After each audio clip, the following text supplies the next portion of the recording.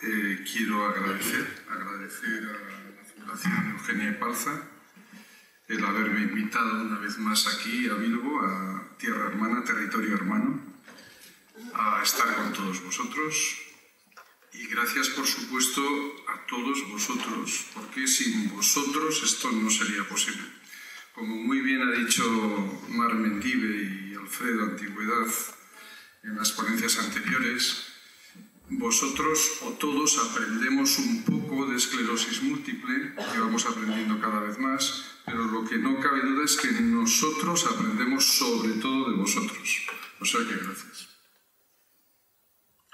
El tema que me han encargado, del que os hablo, es de una cosa mucho más concreta que la que han hablado los anteriores ponentes y queridos compañeros. Es hablaros del deterioro cognitivo en esclerosis múltiple. Es una cosa como muy concreta y voy a ir un poco a lo concreto.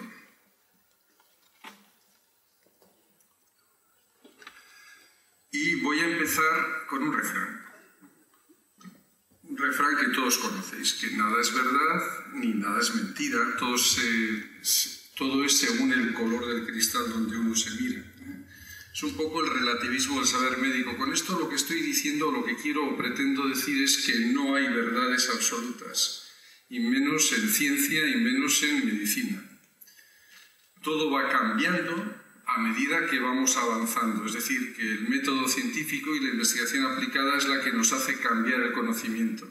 Y esto es algo que tenemos que tener muy en cuenta. Es decir, que lo que en un momento, en los textos antiguos, prácticamente no se hablaba del deterioro cognitivo en esclerosis múltiple, o se hablaba de que existía un deterioro cognitivo cuando se asociaban o cuando llegaban los pacientes a estadios muy tardíos.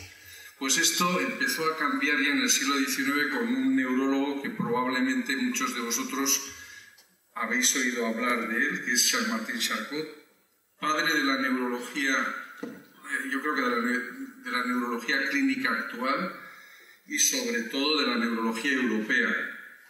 Charcot, que observó a muchos pacientes con esclerosis múltiple, comprobó que en muchos de ellos ya existía, como él decía, un marcado debilitamiento de la memoria. Existía también un enlentecimiento en la elaboración de los conceptos y muchos tenían sus facultades emocionales un poco embotadas. O sea que ya desde el siglo XIX ya estamos oyendo cosas de deterioro cognitivo en esclerosis múltiple. De esa época datan la primera visión de lesiones patológicas, es decir, que se estudiaba el cerebro de los pacientes con esclerosis múltiple y ya se observaban estas manchas, y en el tronco cerebral, en el cerebelo, estas manchas que son manchas debidas a lesiones de esclerosis múltiple. Y este patólogo inglés, George Carswell, decía que describía las lesiones de esclerosis múltiple como lo de una enfermedad peculiar que iba desde la protuberancia y el cordón medular hasta la sustancia gris. Es decir, que no era una enfermedad como posteriormente se ha comentado en los libros, y todos, incluso en la facultad, nos han enseñado que la esclerosis múltiple era una enfermedad de la sustancia blanca, sino que ya en el siglo XIX Carswell ya hablaba de que la sustancia gris estaba también afectada.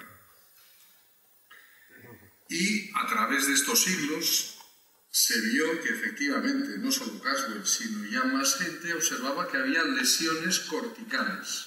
Había lesiones corticales en la sustancia gris, pero fundamentalmente, como describían Taylor y Sanders, era en formas crónicas de la enfermedad. Posteriormente, ya en el siglo XX, ya hablamos ya de los años 1962 y 1970, ya se empiezan a ver lesiones. O sea, ya los patólogos empiezan a ver lesiones en la sustancia gris.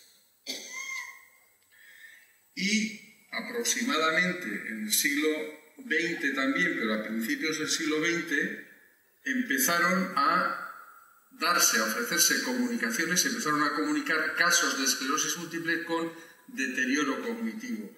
Eran comunicaciones de pocos casos, 141 pacientes, 318 pacientes, pero de estos pacientes, por ejemplo, había 15,6 que tenían deterioro cognitivo, o en este caso de BOMI, 4,7 que tienen también deterioro cognitivo. Es decir, que no eran porcentajes muy elevados. Sin embargo, hay una comunicación de este autor, Hombredán, de 1929, que con una metodología, o sea, que con un método científico más adecuado, ya habla de un porcentaje importante de pacientes con, parece ser, deterioro cognitivo. Esto de alguna manera va cambiando a lo largo de los años, y a finales del siglo XX hay dos aspectos muy importantes que van a marcar un antes y un después en relación a la expresión del deterioro cognitivo en esclerosis múltiple. Ian Yang, que es un neuroradiólogo, es el primero que observa lesiones de esclerosis múltiple en resonancias magnéticas. Y por otro lado, en Estados Unidos, dos neuropsicólogos, una señora Judith Kaplan y Stephen Rao, en estados diferentes de Estados Unidos, vamos a decir, abordan de una manera más completa el tema neuropsicológico en pacientes con esclerosis múltiple. De esta unión de la resonancia magnética y de la neuropsicología parten fundamentalmente muchas publicaciones. Veis aquí que estamos hablando del siglo XX, pero en la década de los años 50 a los 80 solamente hay 7 publicaciones en PubMed que hablan o referencian deterioro cognitivo con esclerosis múltiple. Se triplica esto en los años 80 prácticamente a los años 80-90, 20 publicaciones. Pero esto ya aumenta de una manera exponencial a finales del siglo XX, y hay 112 publicaciones, y no digamos en los 10 primeros años del siglo XXI, o sea, ya estamos ya en 400 publicaciones, o sea que hay un aumento exponencial, o sea que cada vez, de alguna manera, se está dando más importancia a este tema que parecía apartado y que era una cuestión como obsoleta, o sea, algo olvidado. En el año 2000, la doctora Amato, que se dedica bastante, yo creo que es uno de los temas a los que más se dedica ella, observa que a medida que progresa la enfermedad, a medida que avanza la enfermedad, hay una mayor atrofia cerebral, como se puede ver en estas imágenes. Aquí veis que la corteza está mucho más atrofiada. Estas zonas negras esto es al principio y esto es al final. O sea, y los ventrículos, que son estas zonas negras, están aumentados. A medida que hay más atrofia, los ventrículos también generalmente están más aumentados de tamaño.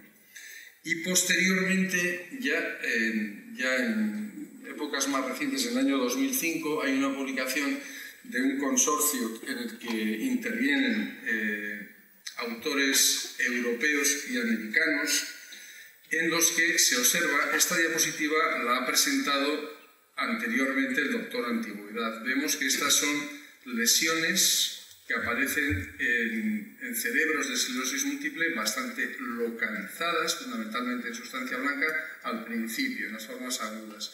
En las formas remitentes recidivantes veis que hay bastantes más lesiones, y esto se generaliza mucho más en las formas secundarias progresivas y también primarias progresivas, pero sobre todo en las formas secundarias progresivas con lesiones ya a nivel cortical, a nivel de la corteza. De manera que lo que observan estos autores es que hay un trastorno en la sustancia gris del cerebro que se inicia en las fases precoces y que es independiente de la afectación previa que puede existir en la sustancia blanca. Y por supuesto van progresando conforme avanza la enfermedad. Y además, que esto sí me parece que es importante resaltar, correlacionan este problema, esta afectación de la sustancia gris de la corteza con la progresión de la discapacidad. Cuando hablo de progresión de la discapacidad, hablo de progresión física fundamentalmente. De manera que nos encontramos, como todos conocéis, no solo a partir de aquí, sino desde el año 2000 aproximadamente, ya empezamos a hablar de heterogeneidad, como muy bien comentaba antes la doctora Medire, de la esclerosis múltiple y de enfermedad dual. De enfermedad dual con un componente inflamatorio mucho más llamativo en los primeros estadios, en los que prevalece la desmielinización, pero la remielinización y la plasticidad son factores importantes para evitar que esto progrese, pero ya desde el principio lo que hay es este puntero. Hay una lesión axonal, una atrofia cerebral y una gliosis, ya desde el inicio. Y por supuesto, en las formas más avanzadas, en las formas secundarias progresivas, lo que hay es sobre todo lesión del axón, atrofia cerebral, que es a lo que más me voy a referir ahora, y menos desmielinización y menos plasticidad. Pero, como comentaré más adelante, eso no quiere decir que eso no exista, incluso en estadios finales. De manera que, cuando vemos los síntomas y signos de la enfermedad, que no voy a comentar todos obviamente, en una publicación de los años 80, en 1989, de un autor tan conocido por nosotros como Weissenker, vemos que el deterioro cognitivo en el inicio es mínimo, es decir, prácticamente inexistente. Hay muy pocos pacientes que inician la enfermedad o que tenemos sospecha de enfermedad por un problema cognitivo, pero en el curso clínico de la enfermedad ya hay un 25% aproximadamente de pacientes, estamos hablando, insisto, de los años 80-90, un 25% de pacientes en los que sí existe ya un deterioro cognitivo, en el cual se afecta fundamentalmente la memoria episódica y la memoria de trabajo y la velocidad de procesamiento de la información. Son las dos cosas que más se alteran. O sea, el enlentecimiento, como decía Charcot. Aproximadamente en un 40 o 60% la queja cognitiva más frecuente por parte de ustedes, por parte de los pacientes, es trastorno de memoria. Ahora bien, no deben pensar que este trastorno de memoria es como un trastorno de memoria que existe en pacientes con enfermedad de Alzheimer o en pacientes con otros tipos de demencia cortical. No es así. 30% tienen problemas leves y 40% de los pacientes no tienen problemas de memoria. Es decir, hay un porcentaje de pacientes que sí tienen la memoria algo afectada, pero incluso en esos pacientes pues, los problemas son leves. Y lo mismo ocurre con la atención y con el procesamiento de la información en esclerosis múltiple. Quizás lo más llamativo, y hay estudios posteriores que lo confirman, incluso más llamativo que la afectación de la memoria, es el lentecimiento, la disminución de la velocidad para procesar la información. Y también se altera con frecuencia la atención mantenida o sostenida. O sea que el paciente o algunos de ellos por lo menos quedan un poco ausentes de cosas que se les dicen, etc. ¿Podemos medir este deterioro cognitivo? ¿Podemos medirlo? En principio hay que decir que sí se puede medir el deterioro cognitivo, pero no es sencillo. Y además hay un problema que me interesa recalcarlo, que necesitamos tiempo, necesitamos que la consulta sea, como se ha dicho anteriormente, tranquila, relajada, etc. Y eso, desafortunadamente para nosotros, pues no es lo habitual. Es decir, que en la práctica clínica diaria no tenemos tiempo para realizar estos test neuropsicológicos que aparentemente son sencillos y bastante sensibles, pero no hay tiempo para esto. Y generalmente los test neuropsicológicos o bien los debe hacer la neuropsicóloga en los servicios o en las consultas monográficas que pueden acceder a una neuropsicóloga, pero que dirija de alguna manera los test a pacientes con esclerosis múltiple, o se hacen en ensayos clínicos o en proyectos de otro tipo. Lo que sí podemos saber es que el deterioro cognitivo generalmente, como os he comentado antes, está más afectado, y eso lo sabemos a través de los test neuropsicológicos, está mucho más afectado en las formas secundarias progresivas y también en las formas primarias progresivas, pero sobre todo en las formas secundariamente progresivas. No obstante, hay que tener en cuenta que prácticamente un 30% de los pacientes que tienen un brote, o sea, que tienen un síndrome clínico aislado, lo que antes se llamaba, bueno, ahora con un brote también pueden ser esclerosis múltiple remitente recidivantes, pero esto es una publicación del 2008. Esto en principio son pacientes con brote único. 30% de pacientes ya desde el inicio pueden tener un cierto deterioro, una cierta alteración de la cognición. ¿Esta alteración de la cognición nos puede servir a nosotros de algo de cara al pronóstico? Pues parece que sí, o sea, parece que podría ser un marcador de la discapacidad posterior, como lo demuestra este grupo francés de Brochet, que firma Mathilde Deloire, que dice que a los 7 años la EDSS de estos pacientes se correlacionó con la alteración que pudiera tener el paciente en la memoria verbal y en la velocidad de procesamiento de la información en situación basal, es decir, al principio de la enfermedad. ¿Qué otros marcadores podemos tener para demostrar que puede existir o puede estar alterada la cognición? Pues los otros marcadores clásicos y los que más se utilizan, como digo, en ensayos clínicos o en proyectos de investigación, es la medición de la atrofia cerebral. Veis aquí este cerebro súper atrofiado. Hay mucho negro, mucha zona negra y poca sustancia, poca materia gris. Y aparte de la atrofia cerebral, las lesiones corticales. Este es un trabajo de Calabrese.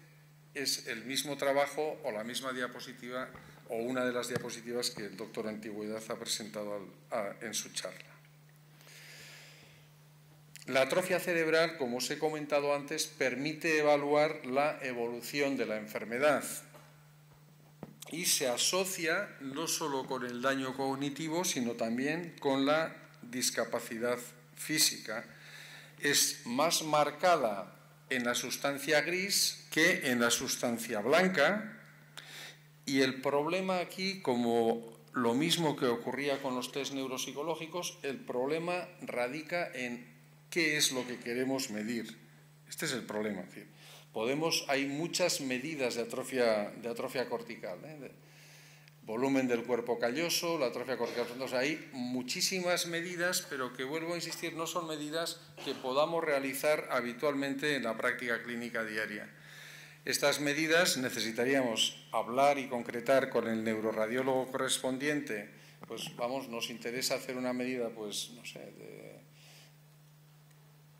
de la dilatación del tercer ventrículo de la atrofia del tálamo, y eso se puede hacer, no se puede hacer, habría que discutir con él y pedirle que parte de su tiempo que emplea en diagnosticar y en informar, pues lo dedique a esto. Entonces, para eso normalmente esta petición debe de estar enclavada en un proyecto clínico o en un ensayo clínico. Esta es la realidad.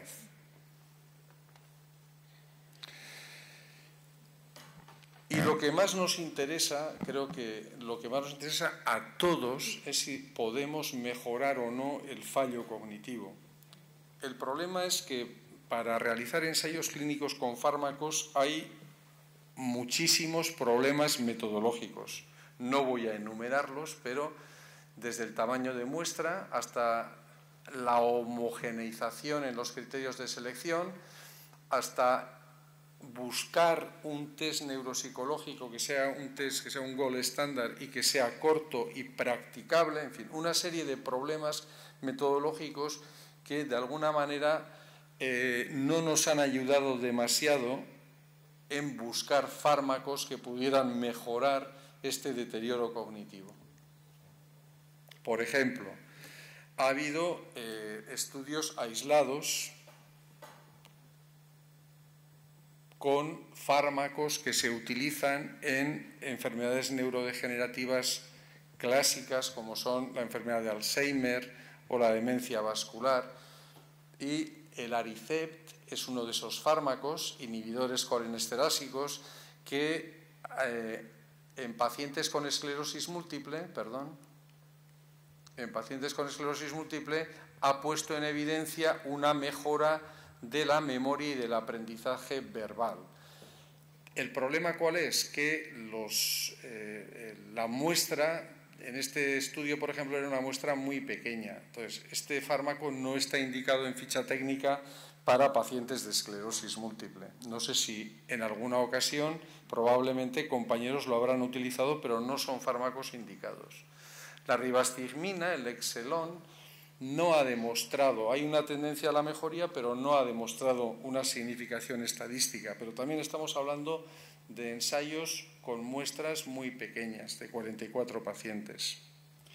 Y la memantina, que también se utiliza en pacientes con enfermedad de Alzheimer o demencia vascular, no solo no ha mostrado mejoría, sino que además agrava de manera transitoria los síntomas de esclerosis múltiple, empeorando la calidad de vida de los pacientes. ¿Y qué pasa con los tratamientos que habitualmente utilizamos para cambiar la historia natural de la enfermedad, como los inmunomoduladores, o sea, como el interferón, el copaxone? Bueno, pues estos fármacos reducen la aparición de lesiones corticales. Estos son pacientes no tratados y estos son pacientes tratados, con interferón beta-1A o con acetato de glatirameno. O sea, estos fármacos reducen tanto el Avonex como el Reviv como el copaxone la aparición de nuevas lesiones corticales. El betaferón ha demostrado mejoría en alguno de los test neuropsicológicos, como el PASAT, y el Tisabri, el natalizumab, ha demostrado que también reduce la aparición de nuevas lesiones corticales. Esto es lo que ocurre en pacientes tratados con natalizumab, que reducen de una manera estadísticamente significativa la aparición de nuevas lesiones corticales. Esto es lo que ocurre con pacientes tratados con inmunomoduladores, que también reducen, aunque no tanto, y esta raya verde es lo que ocurre con pacientes no tratados. Lo mismo, el Tisabri reduce la progresión de la atrofia cortical. Y fijaros en esto es lo mismo que lo anterior. Fijaros en esta gráfica de la derecha, en que esta parte superior de la gráfica es más o menos lo que ocurre en en controles sanos, en controles, y lleva más o menos esta dirección, que es muy parecida a los pacientes tratados con Tisabri. Estos serían pacientes no tratados y estos serían pacientes tratados con inmunomoduladores, que sí reducen la progresión de la atrofia cortical, pero no tanto como los otros fármacos, como este fármaco en concreto. Respecto al fingolimod, que es, como todos conocéis, Gilenya, que es la pastilla que estamos ofreciendo a los pacientes cuando hay un fallo de los inmunomoduladores de primera línea, en los ensayos pivotales, tanto en el ensayo Transforce, este es un ensayo que se hizo frente a placebo, como en los ensayos Freedoms 1 y 2 frente a interferón beta-1A frente a Avonex, se comprobó que este fármaco también reducía la pérdida de volumen cerebral, o sea, mejoraba de alguna manera la evolución de esa posible atrofia cerebral. Y lo mismo ocurrió en los ensayos de extensión de los pacientes. Es decir, cuando vemos estos mismos ensayos a 4 años, se comprobó que aquellos pacientes que pasaban del placebo al fingolimod, a Gilenya, reducían de una manera espectacular el grado o la progresión de atrofia cerebral. Y lo mismo ocurría con aquellos pacientes o sea, estos son pacientes que estaban a los 24, esto es una reducción menor a aquellos pacientes que desde el principio estaban en tratamiento con fingolimod. De la misma manera, el fingolimod, como hemos comentado antes con betaferón, era capaz de mejorar algunos test neuropsicológicos y en este caso la subescala de este test que es el PASAT. Estos son pacientes tratados con placebo en negro y pacientes tratados con fingolimod en, no sé si es rojo, naranja o rosa, no sé cómo se ve, rosa no, rojo, rosa. Aparte de los inmunomoduladores, recordéis un poco el esquema que os he puesto antes de la esclerosis múltiple como enfermedad dual, lo que me interesa es remarcar o subrayar el papel que tiene la reparación en esta enfermedad. La plasticidad cerebral es una capacidad que tienen los cerebros de todas las personas de cambiar su estructura y su función a lo largo de la vida. Y esto está determinado por diversos factores y puede mejorar tanto con actividad cognitiva, sensorial y física. De manera que todo ello lo que va a facilitar o mejorar es la supervivencia neuronal y circuitos neuronales dañados. Estas son imágenes de resonancias funcionales donde vemos, estos son resonancias funcionales, donde vemos esta parte de arriba son controles y esta parte de abajo son pacientes con esclerosis múltiple. Veis que los pacientes con esclerosis múltiple, de alguna manera, hay mucha más actividad en estos cerebros que en los cerebros de arriba. Lo que está diciendo es que la actividad en resonancia magnética es mayor en pacientes con formas remitentes recurrentes con menor deterioro cognitivo y estos cambios funcionales en áreas afectadas parece que podrían de alguna manera compensar el daño neuronal. De modo que esta compensación en principio se debería deber a la plasticidad, a los mecanismos de plasticidad.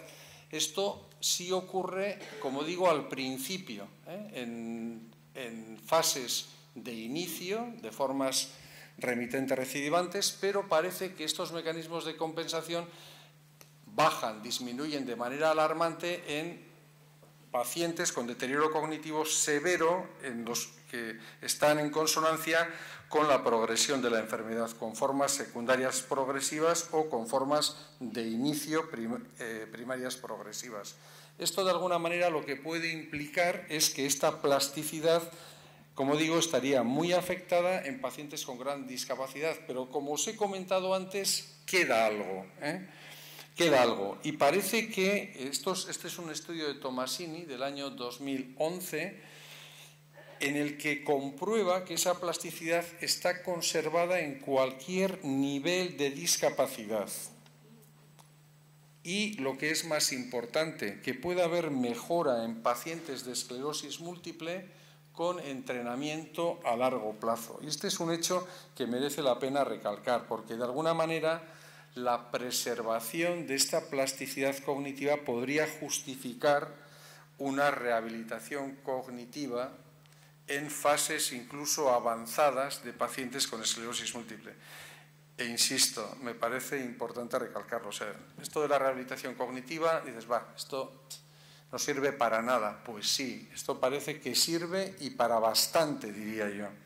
Y es importante no perder la esperanza en este sentido.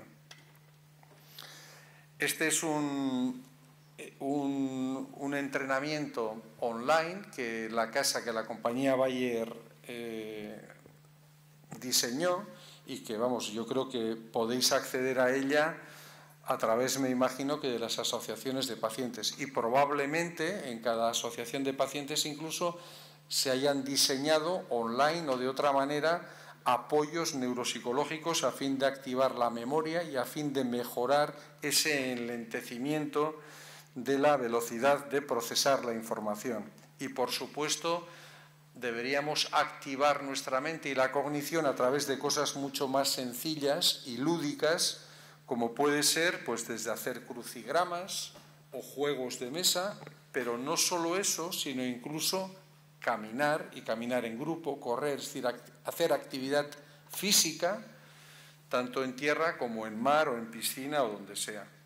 Yo creo que eso debe ser una esperanza constante, es decir, que no todo, deterioro cognitivo, esto no tiene arreglo, no, todo se arregla, o se puede arreglar o se puede mejorar, y esto es importante y es el mensaje final que os quiero dar.